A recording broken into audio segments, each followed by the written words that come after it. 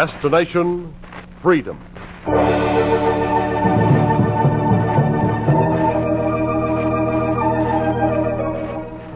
Destination, freedom. Dramatizations of the great democratic traditions of the Negro people is brought to you by station WMAQ as a part of the pageant of history and of America's own Destination, freedom.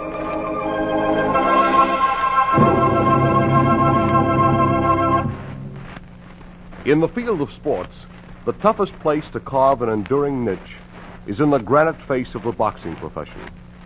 Yet the saga of master athletes in the squared circle reads like fairy tales and reveals the nature of the society which they entertain. Such is the young life of one of pugilism's modern immortals, Ray Robinson, world's welterweight champion. In a chapter entitled Premonition of the Panther, we bring you the fighter's story. I had 2 days to kill and 6 pounds to lose before the fight. They say I'm cool and controlled, but the dreams, I can't control. This one began like 1,000 others. The bell sounded, the crowd growled. I whirled out of my corner and over to my opponent. His face telegraphed his punches, and I moved back. Slipped 2 fast left hooks under his heart, hammered my right cross to his head, and when he ducked, I shot a bolo blow that spun him around like a compass without a pole, and he slammed into my arms in a clinch. And for a second, I looked dead into his eyes and saw his soul. Then he hit the canvas, and the referee was counting. 7. I watched the ref's arm rise and fall, and the lights in the stadium went out. 11. The referee counted past 13. 10, stopped at 13, and I tried to yell out, "No, 13. don't stop there." I've got this stuff. Dead? Who killed him? I didn't want an answer. My fist, body, feet, arms, legs felt guilty. But he turned his eyes and stared at the crowd. Then he knelt beside the stricken fighter. I bent down and tried to lift the head of the fighter. And I cried as I looked into his wide eyes. And this time I was looking at myself. I cried, "Get up! Get up! Oh, Lord, let him get up!" I tried to touch him, but someone shook me. Ray. Huh? Wake up, Ray. Huh? Ray. Is he dead? Dead? What are you talking about? I dreamed I hit Doyle. You'll hit him day after tomorrow if you make the weight. Oh, seriously, Oh, George. sure. You're always dreaming. Now, come on, get up. Get on the scales, huh? 153. Hey, Mike. Mike, bring the jump rope, huh? Coming up, George, coming up. George was my trainer. Mike was my second. Here's your rope, Ray. You all right? I dreamed I killed That's him. the spirit. Shows you're in condition. All right. Cut the gab. This is business, and it's serious. Ray, you got 7 pounds to lose in 2 days. But there's no guarantee you'll be strong enough to whip Doyle if you do. We forfeit the 50,000 if we don't. Maybe the title. I'll make the weight. I'd rather you didn't take the chance. I'll make it. Okay. You know the routine. Better get on the rope first. Hey, wrap that sweater around the mic. All right, set. I'll keep time. Go ahead.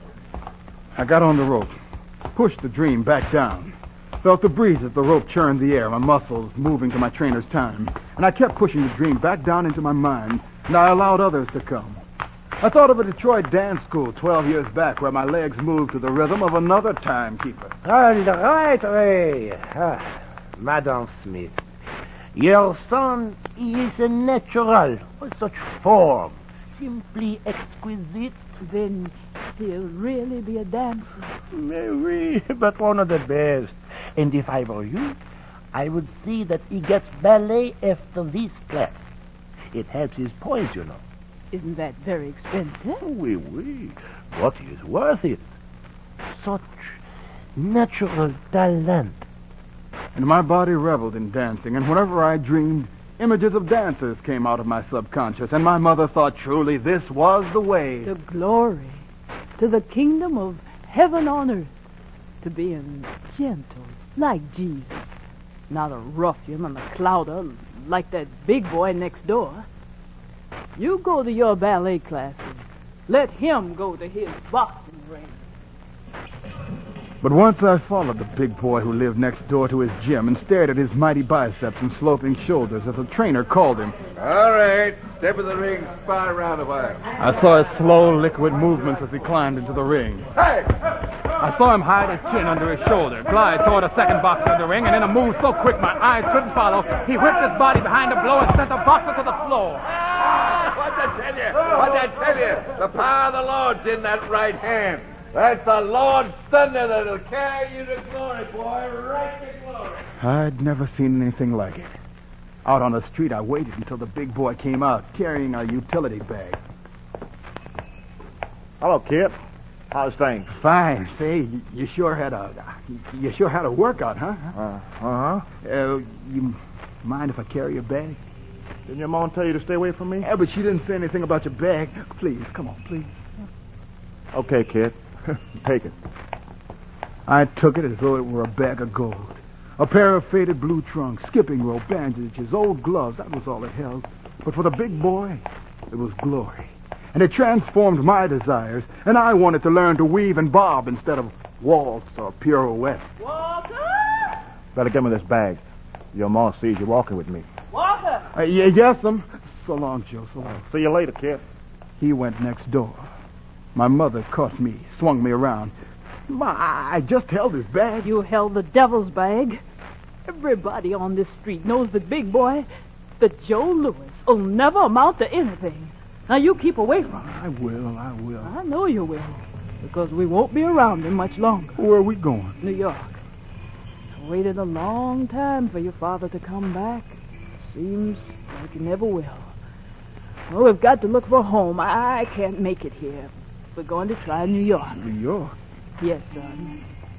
They tell me New York's quite the place for dancers.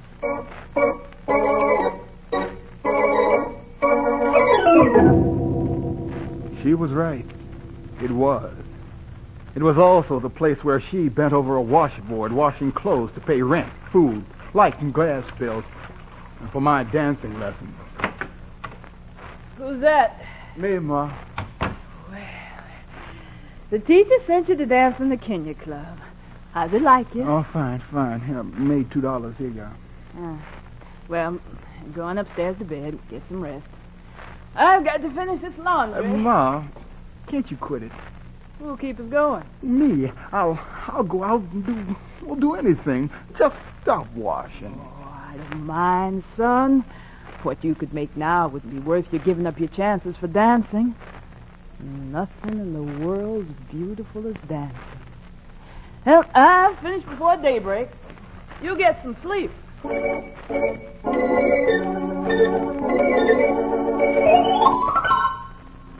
I was her dream. The dream she kept alive behind mountains of clothes as she watched me dancing.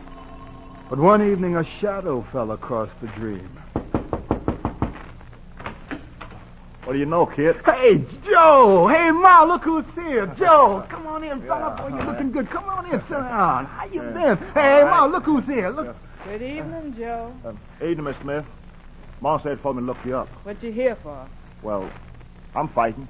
Fighting? Didn't you read the papers, Ma? Joe's fighting the ex-heavy champ, Primo Canara. Hey, look here. Here's this picture right on the same page with Henry Armstrong. Henry Armstrong? Huh. You're picking up some strange idols for dancing. Well, Joe grew up with us. Hey, stay for dinner, Joe, huh? Can't. Got to go down in the garden and weigh in. Here, here's 2 tickets for the fight. Maybe y'all like to come out. Oh, sure. Thanks. Walker? Well, maybe I won't have time. Keep them, Joe. Okay. I'll tell Ma I saw y'all. So long. I'll walk downstairs with you, Joe. I'll be right back, Ma. Hey, Joe. Huh? Can I carry a bag, huh? Sure, kid. Take it. I took the magic bag again. I went to the garden and saw the big boy empty its contents and put on the scanty armor of the prize fighter. And I sat by ringside when he manipulated a giant of a fighter as I'd seen him do in the gym. I saw him throw the full weight of his body behind a punch, and the giant collapsed. Hey! The winner by a knockout, Joe Lewis! I waited around to touch the magic bag again. I got more than the touch. You keep the bag, kid. I'm buying new towels. Oh, what can I put in it? Anything that'll fit. See you later, kid. Oh, thanks, Joe. I slipped the bag into the house, hid it under my bed, sneaked it out in the mornings, filled it with dancing togs, shoes, pants. But the magic was missing. There was only one way to put it back again. I took it to the coach down at the Salem Crescent boxing gym. Nice bag you got, kid. But you know how to use what's in it? Bring out one of your boys, I'll show you. You're cocky anyhow. Hey, Mike, what do you know about this kid? I don't know. Give him a rope, let's see his footwork. Here, boy. Yes, sir. Uh-huh. Fast and fancy. Fast and fancy. Skipping ropes never knocked out anybody. Heart, nerve, guts, drive, daring, confidence, and skills needed. I only train the best amateurs. How do I know you're worth it? You weigh 110 and you're tall and skinny as a rail. Besides, I already got one skeleton I'm using on tonight's card, and he's good. George. Yeah? You better take this kid. Your regular skeleton's got a cold. You might need a sub. Ah. Yeah. Well, like I was saying, I'll give anybody a chance to commit suicide at least once. Here's your chance. When? Be out of Waterford Arena tonight at 8. I might need you. Be sure to bring your license with you. License? You can't fight without it. If you haven't got it yet, here's $3 to pay down on it. Now go on over to the commissioner's. You're 18, aren't you? Well, Well, if you're not, forget it. Commissioner's strict about that age. Very strict. I stood there lost. I wasn't 18. My mother would never consent. I had to get 2 extra years and a license. I found them both. I could let you use my license in my name, only it's against the rules. I found a young fighter who wasn't fighting that week. It's a deal, on one condition. Yeah. You will be using my name. When you get in that ring, don't louse up my good reputation, Jack. And when the bell rings, come out fight.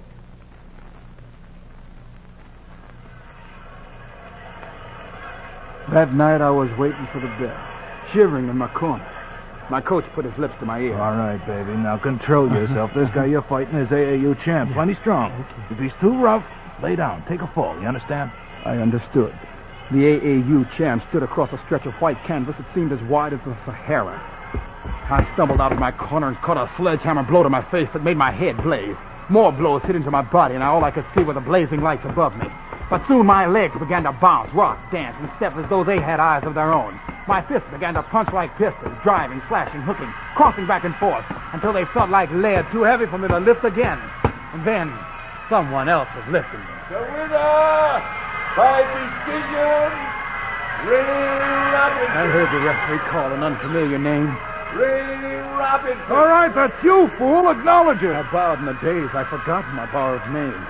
My trainer threw a borrowed robe around my shoulder, and newspapermen on the ringside asked, Hey, where'd you get the new ball game for? Yeah, how about it? Yeah, what do you guys think of him, huh? Sweet as sugar. Sweet fighter there, real sugar. Yeah, he's sweet, all right, but he's got a bitter pill in his left hand, huh? I hardly knew what they were talking about.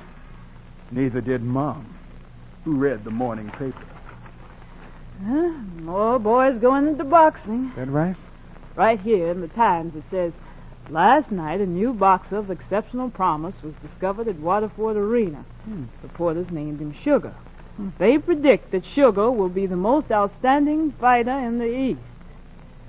Oh, what a pity. When all the world needs gentle people, they train panthers. Well, at least when you dance, you can make them forget fighters, won't you? Are you listening, son? Oh, yeah, Mom. Yeah. Yes, indeed. Entirely too much violence in this world. Why, if we don't watch out... we'll never... But I was already making the predictions come true. Confidence was filling my magic bag, and one night when my fist thundered into a fighter, he rolled over in the rosin and lay dead still. I trembled in my dressing room. I was scared, stiff, waiting. What's the matter with him? You put a 60-mile-a-minute blow on his head. Yeah, but He's out, that's all. He'll come to you. Well, that was your first knockout. How do you feel? I felt queer. There was something haunting about the power that flowed into my veins and warmed my blood when I knew I could snap men into darkness with a flick of my fist. But that was just the beginning. Gee whiz. Just look at that record. Look at that record. Not a single defeat. I know.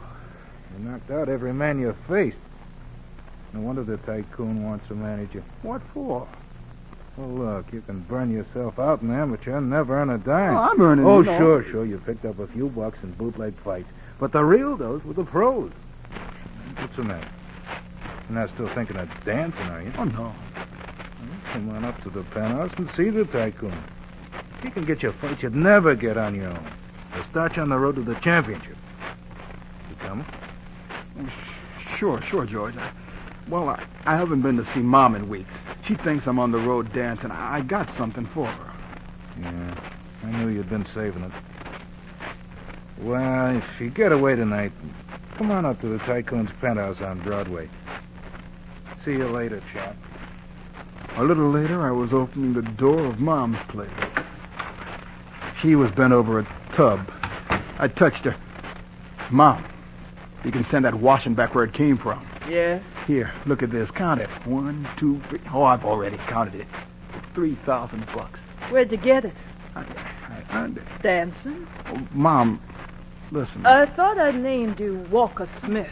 Well, sure. But... Wasn't that good enough for a dancer? Well, let me explain. You don't need to lie. Well, Mom... I know. I saw a picture in the paper of an outstanding, bloody prize fighter. Oh. He had your face. He had another name. Ray Robinson. It was you. Mom... Get out of here. Listen, Mom, I meant to tell you, I couldn't see any other way of getting anything for a long, long time. Look, I saw fighters like Henry Armstrong, Joe Louis, making a night what no poor man makes in a lifetime. Fighting? Oh, I like fighting. Savage. But you don't understand. Get out of here. Mom, don't listen to me. Get out. And here. Take your bloody money with you. Here. Take it all.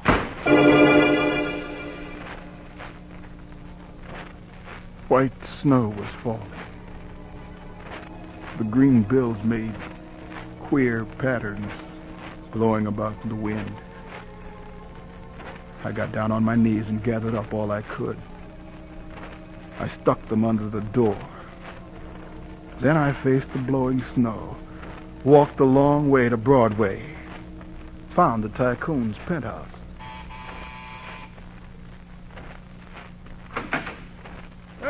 Come in, my man. We've been waiting for you.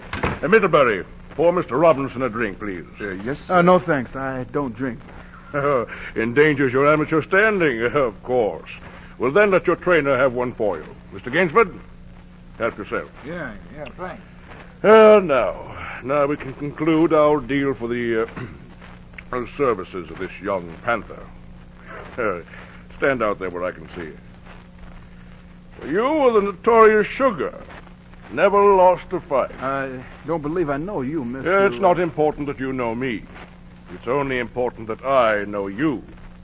And I'm willing to buy you. Who said I was for sale? Of course you're for sale. Everything for sale depends on the price. Sugar, he just means your boxing contract. Exactly. Now, I suppose you're curious as to why a man of my position would want you. Would want my contract. Well, it's all the same. You see, big game hunting happens to be my hobby. Look on the walls there. Yeah. A tiger I bagged in Bengal. And that elephant's from Ceylon. Here's a python. A gorilla. A leopard. Lions from Africa. Where do I fit in? Now, on the other wall, you see my hunting guns. The best rifles, pistols, and shotguns. Yeah. Well, to put it bluntly, I'm seeking another kind of game. Men. Specifically, prize fighters. For that, I need a weapon. The best. You can punch, they say, faster and sharper than any man, living or dead. You are such a weapon. Hey, George, I don't like this guy. Oh, my dear Sugar, affection doesn't matter. Now, in return for bringing me certain victories, mostly by knockout, I will assure you that no boxing club in the country will bar you. You will have clear channel to the title. As long, of course, as you bring in victories. I must have excitement. Boredom kills me. Remember, sir, what the doctor said about your heart. Oh, forget the silly old heart. I want to talk business with these men. You'll sign, of course you will. Now, there's a certain blow you use, young man. A sort of slashing, looping uppercut. I especially You like. mean the bolos. Call it the bolos. I love it, I love it. Use it in your next fight. For I must have excitement, and nothing excites me as much as blood. I'll want to have action, and plenty of action. None of your tame stuff. Give me blood. So I entered the gilded gate of the professionals, with my peculiar pilot always occupying 2 ringside seats and pounding his fist in fury throughout my bouts. And while I was throwing punches in the ring, I could hear his shout above the crowd. Harder, sugar! Harder! Hit her harder! I often dreamed of his pounding fist until the night in June after a fight when we went to his penthouse to negotiate a new contract. An excellent performance tonight, my Panther. Excellent. You know, I haven't had as much excitement since I hunted a wild buffalo in Mozambique. You know, we'll discuss the future contract. But what blood you drew tonight. What arm... Mirabelli! He suddenly staggered and slumped with his head striking the tusk of his stuffed Ceylon elephant. Maybe we can take up the contract another time, huh? Gentlemen, you've lost your contract. Mr. Dumbarton is dead. I suppose we'll look for another manager, Sugar. Another manager may be like the last. Better or worse, managers don't share the danger, but they share too much of your purse. If I go on, I intend to keep some of the fruit. Good. Let's climb together. And from Buffalo to Cleveland, we climbed in the ring together. In Pennsylvania, Illinois, Ohio, Indiana, Massachusetts, New Jersey, Florida, we kept on the trail of the welterweight title. Tracked it down through 40 fights in a dozen states. I kept on the trail, climbing up the ladder until I took the welterweight title. And as I climbed, I met many of my idols on the way down. Sugar, a gentleman here to see you. George brought one to my apartment. I'm Henry Armstrong. You remember me? You know I do. My manager's been trying to get And I turned you down because I can't stand fighting you. My friend, I couldn't do it. Listen, Sugar, the newspapers... I don't care what the newspapers say. Since I was a kid in dancing school, I looked up to Henry Armstrong as my idol. I don't want to help tear him down. Ray. Yeah, Henry, yeah. Do you think I want to fight you, kid? Don't you think I want to see you going up there and stay up there? But... Why did I come here begging for you to fight me? Why, the way you punch a man who's not in condition could get killed. Why do I ask? Because I'm busted, kid. Because I need the money. This is the only way I know how to get it. Don't ask me what happened to my dough. Who got it? The gamblers, the promoters, the racketeers, the managers. Don't ask me. A fight with you will draw plenty. Enough maybe to help me get started again.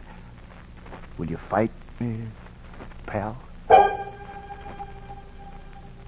I fought him. I beat him. I kept clear of the gamblers and kept climbing, looking for middleweights, catching their 170 pounds in the crisscross of my lefts and rights, listening to my trainer from the corner, learning to outspeed and outpunch the bigger ones, scale myself down to make the weight for the lighter boys. Next fight's a welterweight, Ray. Yeah, what's his name? Usually you don't even bother. What's his name? Kid named Doyle from out in Los Angeles. Doyle. Fat. Got a good record. Now listen, the commissioner made us put a $50,000 guarantee. I don't think you can make the weight. Don't I always make it? Yeah, you make it. Someday you'll weaken yourself too much. You're 10 pounds over the limit now. Yeah. Hey, Mike. Yeah? Get out the ropes and the sweatshirt. We're going to take some pounds off this Panther. Okay. So the ordeal of trimming down to the strict 147-pound limit was on again. I skipped until I felt sweat washing my torso, and I kept pushing back into my brain the dream I'd had that morning. But every hour, when I stepped on the scale, I had trouble keeping that dream away from me. You're still 4 pounds over. You better get what's in your mind out, Sugar. We only got 1 day to go. Oh, I can lose it. Send Mike out after the gum. Get some lemons, talcum powder, some salsa magnesium. Okay, you hear that, Mike? Yeah. The gum was for chewing all day and spitting out all the saliva that came up. The lemon was to dry me out. The talcum powder was to be rubbed along my shanks while George's fingers hunted down any excess ounces of fat.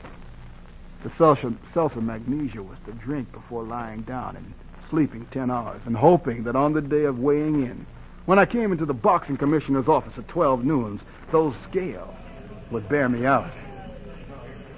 When I got there, I saw the boxer I was to fight. He was grinning at me kind of self-consciously. He stepped on the scales. Ah, Doyle. You're under the wire. 146 even. How about you, Robinson? Okay. Well, now let me see here. Almost. Oh, no. You're on the head. What do you know? Okay, fellas.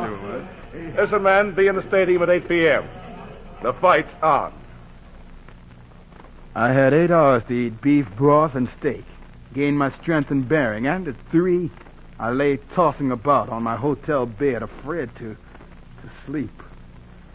Look, Sugar, if there's anything wrong, we can cancel. I just don't want to sleep. You gotta rest. I was thinking about that dream. Oh, that kid looks as healthy as an ox. You see his biceps? Yeah? You took off 6 pounds in 2 days, and you're worried about hurting him. Oh, that dream. Oh, Sugar, go to sleep. It was 3 o'clock.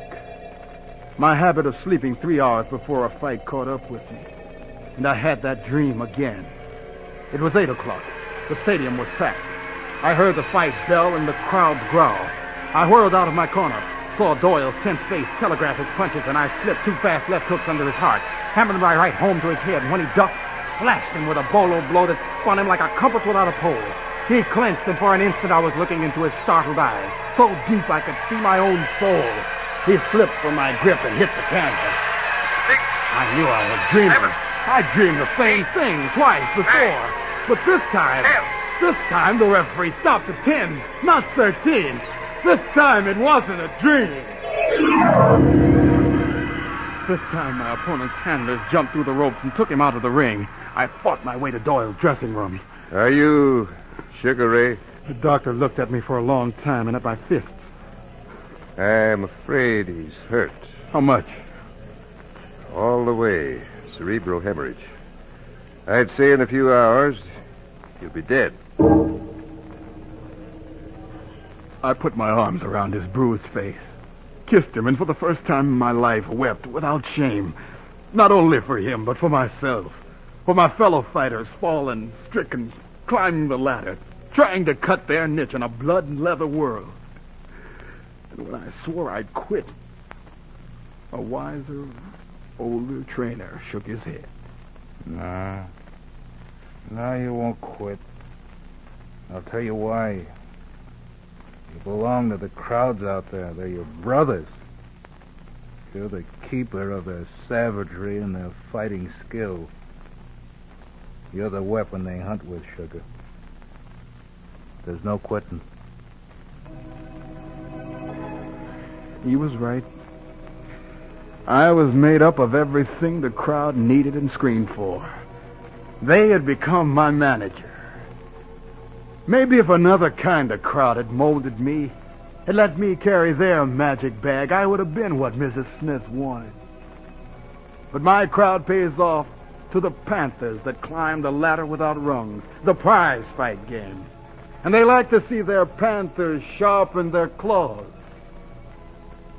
That is what I found when I threw away my dancing shoes for Joe Louis' magic bag.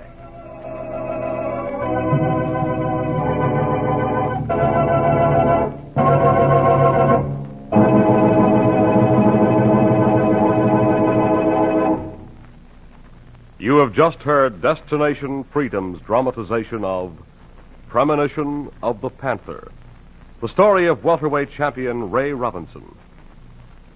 Destination Freedom, produced by Homer Heck, is written by Richard Durham and directed by Dick Lochran.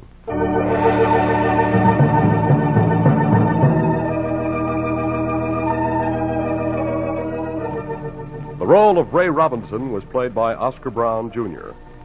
Others in the cast were Wesleyan Tilton, Dean Almquist, Fred Pinkard, Jess Pugh, and Russ Reed. The special music was composed by Emil Soderstrom and was played by Elwyn Owen and Jose Bethencourt. Our technician was Gary DeVlieg. Sound effects were by Cliff Mueller and Dave Squires. This is Charles Martin inviting you to join us again next week when Destination Freedom will tell the story of Lonnie Johnson, famed folk guitarist.